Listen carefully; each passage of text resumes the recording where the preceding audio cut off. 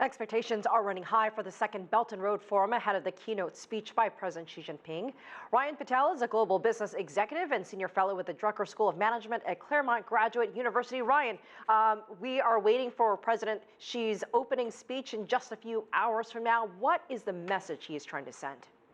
Well, the first and foremost, it's about the economy. I think he has to address some of these fears from other country heads that this is about the economic ties and kind of really push the political, military, everything to the side and focus on how this will be a very economic, powerful partnership. I think those are the key words that I feel like he's going to talk about today and make sure to have that rhetoric going forward with whatever else they're going to have discussions over the next few days with the forum, is to be able to make sure that this trade, this open borders, to be able to move forward with infrastructure.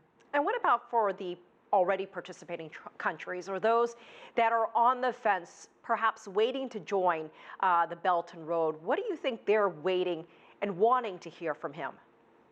Well, I think they want to see progress. I actually want to see how, I think they want to also see not just, the numbers, obviously year over year, they've been positively growing, but I think they want to see what other countries are going to come. I think those countries that are on the fence, when they see like an Italy coming out of the G7 come into this, it provides a signal, right? And I think that is where that conversation behind closed doors is going to really happen and make an influence and make an impact. Who else is coming? It's kind of that same brand, you would say, as if it was a company. Who else will be joining so it could become a bigger, powerful economic powerhouse? Yeah, very timely. We were just talking last time we spoke about Italy joining, the timing of that ahead of this summit.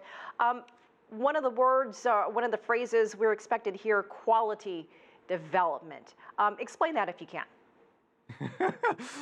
It's all about quality over quantity, right? I mean, I think that is what they've been focusing on when it comes to quality. It's what are the key pieces that are going to make this next two phases go into a foundation that is structured, that is actually going to move it to the positive perspective. When you look at this initiative, it's a huge, huge undertaking. Like, no doubt about it, if someone was trying to go do this and be kind of running around and trying to hit the different steps and pieces, it has the chances to fail. But that's what the quality development is more about, how to really set the foundation behind it from the infrastructure perspective. And despite some of the questions about Belt and Road recently, this forum, its second year, 150 countries, 90 international organizations, and nearly 5,000 foreign guests. We heard, Antonio Guterres is there, as well as the head of the World Bank. So a pretty big crowd in Beijing this week.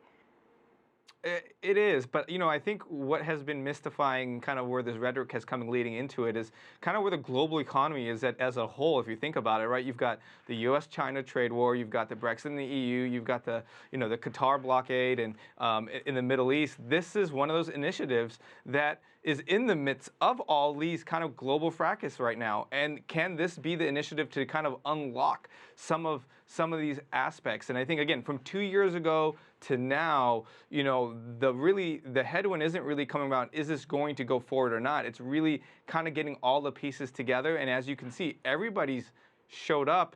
The major folks have showed up, and now it's about kind of what is unveiling and how do you get the whole influence around other countries. As you know, the U.S. is not there, and for other reasons and other political reasons for other countries like Turkey. But again, focus back on the economically. That's why everyone's coming. All right, Ryan Patel, thank you so much as always. Appreciate it. Thanks.